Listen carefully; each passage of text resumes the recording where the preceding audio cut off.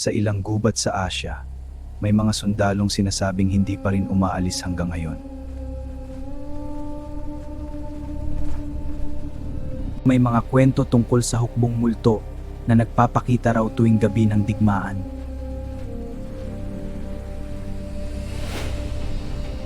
May mga kampo raw sa gubat na iniiwasan dahil sa kakaibang mga pangyayari.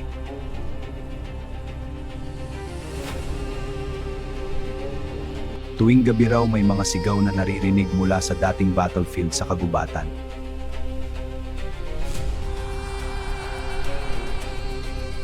May ilang nakakita raw ng sundalong walang mukha na nakatayo lamang sa dilim.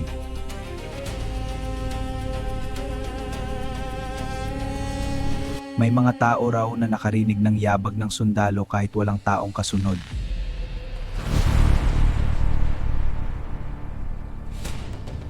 Sa ilalim ng kagubatan may mga bunker na sinasabing may naririnig pa ring sundalo.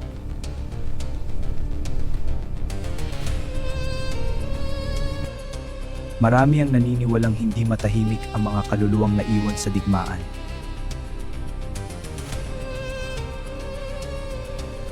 May mga sundalong naiulat noon na bigla na lamang naglaho sa gubat ng Asia.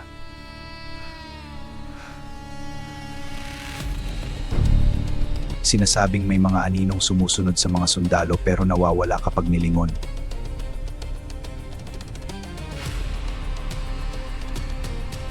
May mga taong nagsasabing may sundalong nakatitig sa kanila mula sa gitna ng gubat.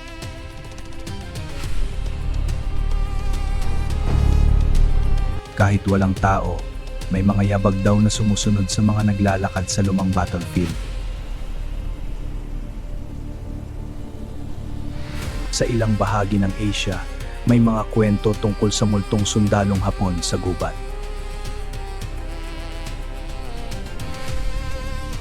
Tuwing gabi raw may sigaw na naririnig mula sa dating kampo ng sundalo.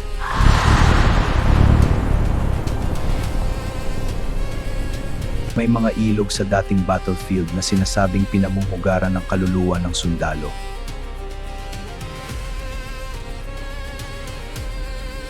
May ilang sundalo raw noon na pakiramdam ay may sumusunod sa kanila sa dilim.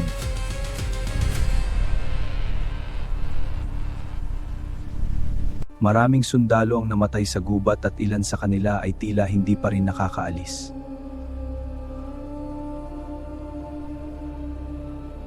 May mga ilaw raw sa kagubatan na bigla na lamang sumusulpot at nawawala.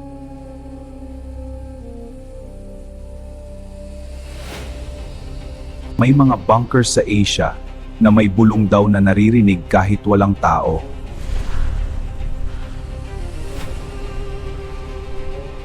May ilang nakakita raw ng sundalo na tila hindi lumalakad kundi lumulutang sa putik.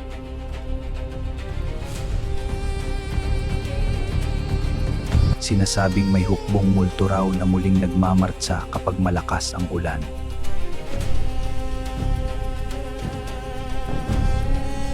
May mga kwento tungkol sa sundalong walang mata na nakatingin raw mula sa dilim.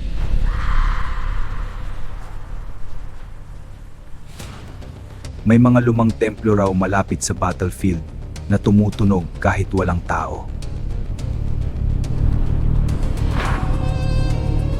May mga litrato ng digmaan na may anyong hindi raw napansin noong una.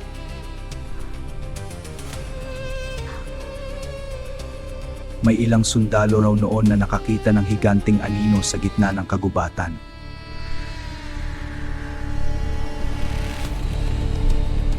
Hanggang ngayon, may mga labi pa ring natatagpuan sa dating battlefield ng Asia. May mga ulat daw tungkol sa multong sundalo na nakikitang sumasaludo sa gabi.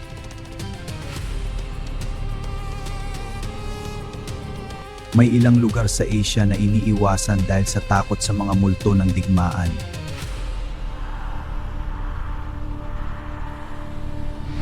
Hanggang ngayon, tila hindi pa rin matahimik ang mga kaluluwang naiwan sa digmaan.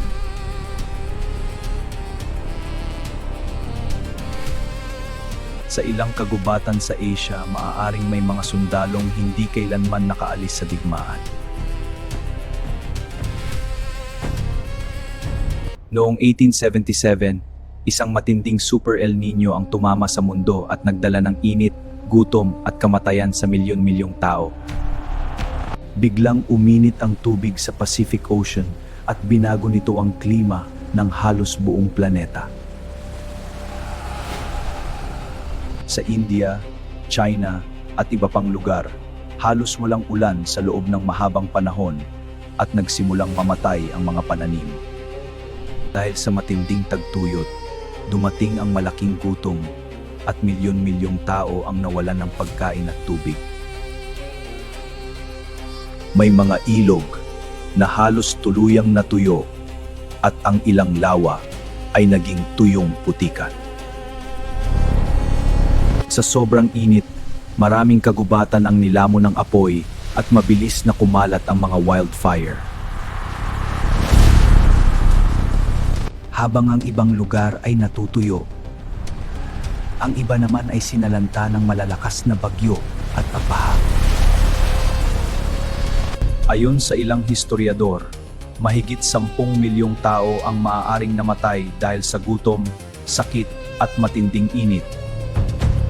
Noong panahon na yon, halos walang nakakaalam kung bakit nangyayari ang matinding pagbabago sa klima ng mundo. At ngayon, maraming scientist ang naniniwalang posibleng maulit muli ang matinding Super El Nino sa mas mapanganib na panahon. Hindi lang tao ang naapektuhan. Maraming hayop ang namatay dahil sa matinding init at kakulangan ng tubig. Sa ilang lugar, kahit ang mga barkong nagdadala ng pagkain ay hindi sapat para iligtas ang milyon-milyong tao. Pinakamatinding tinamaan ang mga bata na unti-unting nanghina dahil sa matagal na gutom at sakit. Habang nauubos ang pagkain, nagkaroon ng kaguluhan sa ilang lungsod dahil sa desperasyon ng mga tao. Matapos ang matinding init, dumating naman ang malalakas na bagyo na lalong sumira sa mga komunidad. Dahil sa gutom at kakulangan sa tubig, kumalat din ang iba't ibang sakit na mas lalong nagpahirap sa tao. Sa ilang lugar, halos maubos ang malalawak na kagubatan dahil sa matinding wildfire na dulot ng init. Noong panahong iyon, hindi maintindihan ng maraming scientist kung bakit sobrang lala ng klima. Para sa maraming tao noon, parang nagbabago ang buong mundo dahil sa sunod-sunod na sakuna.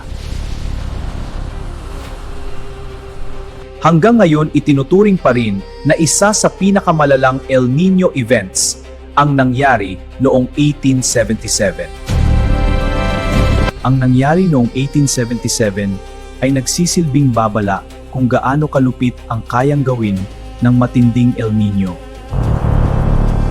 Ngayon, mas mainit na ang mundo kumpara noong 1800s, kaya mas mapanganib ang posibleng epekto ng susunod na Super El Nino.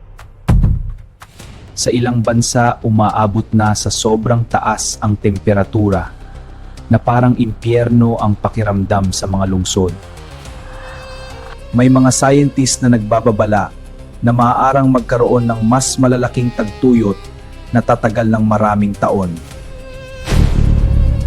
Kapag bumagsak ang produksyon ng pagkain, maaarang tumaas ang presyo ng pagkain at magkaroon ng pandaigdigang krisis. Habang umiinit ang mga karagatan, mas lumalakas din ang ilang bagyo na kayang magdala ng matinding pagbaha at pagkawasak. Sa sobrang init, mas mabilis kumalat ang wildfire na kayang sumira ng buong kagubatan sa loob lamang ng ilang oras.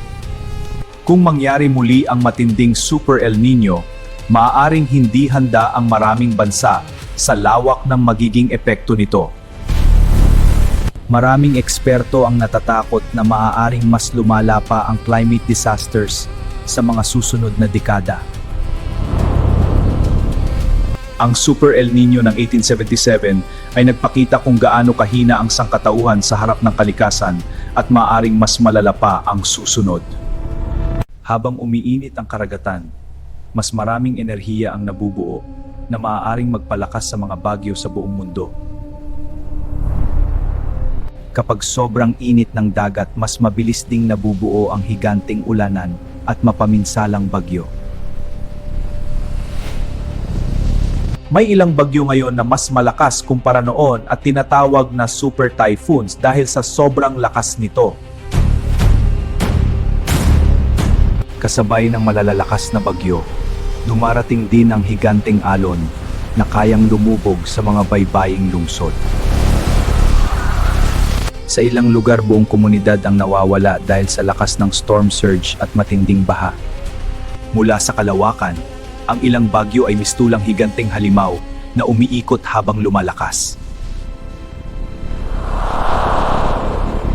Habang lumalakas ang mga bagyo, mas maraming bansa rin ang nakakaranas ng matinding pagbaha. Sa ilang superstorm, libu-libong kidlat ang bumabagsak habang patuloy na umiikot ang bagyo. Ayon sa ilang scientist, maaaring mas lumala pa ang mga bagyo habang umiinit ang klima ng mundo. At kung patuloy na iinit ang mundo, maaari bang dumating ang mga bagyong mas malakas pa kaysa sa nakita natin noon? Habang patuloy na umiinit ang karagatan, mas lumalakas din ang enerhiya na nagpapabuo ng mga superstorm. May ilang bagyo ngayon na sobrang laki na kayang takpan ang buong rehiyon habang umiikot sa karagatan.